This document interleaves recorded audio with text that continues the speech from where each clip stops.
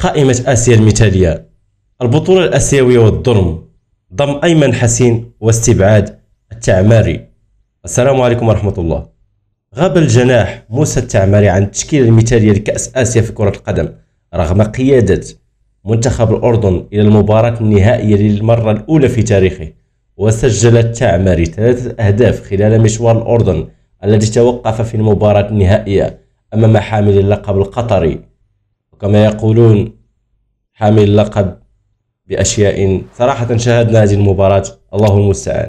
للأسف الشديد لا مجال للمقارنة، تحكيم هزيل جدا. وضم التشكيلة التي أعلن عنها الاتحاد الآسيوي في الحساب الرسمي لموقع البطولة على منصة إكس الاثنين 4 لاعبين من قطر، تقدمهم أكرم عفيف أفضل لاعب في البطولة وهدافها عن طريق ضربات الجزاء، ضربة جزاء كل 5 دقائق. وبالجانب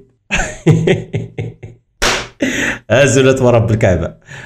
وبالجانب إلى عفيف نجد أفضل حارس في البطولة مشعل برشم، القائد حسن الهيدوس، والمدافع لوكاس ماندريز، لوكاس قطري مسلم. وفيما غاب التعماري اختار الاتحاد القاري زميله في خط الهجوم الأردني يزن النعيمات الذي تألق بشكل كبير أيضا، مسجلا 4 أهداف بالإضافة إلى مواطنة قلب الدفاع عبد الله نصيب.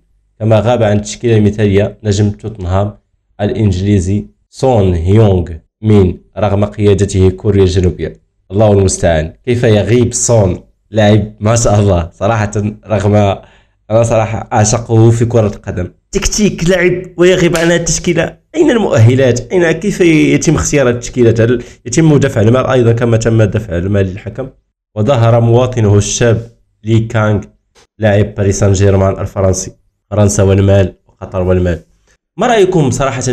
ما هي آراءكم في هذه التشكيلة؟ وما هو رأيكم في نهائي كأس آسيا؟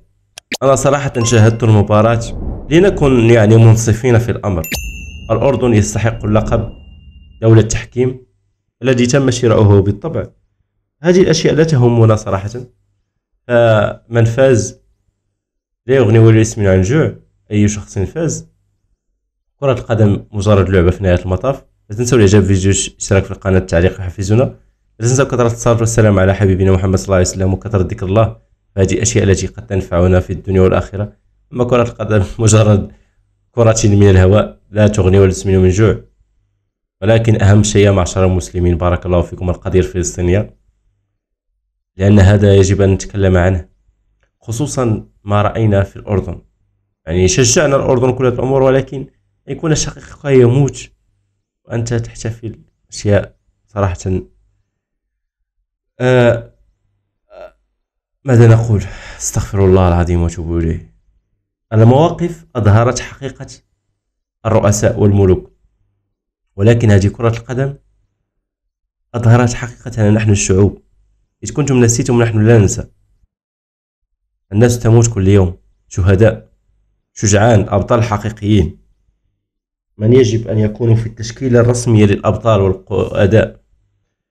اللهم اسلك بنا مسالك الخير يا رب. استغفر الله العظيم. السلام عليكم ورحمة الله وبركاته.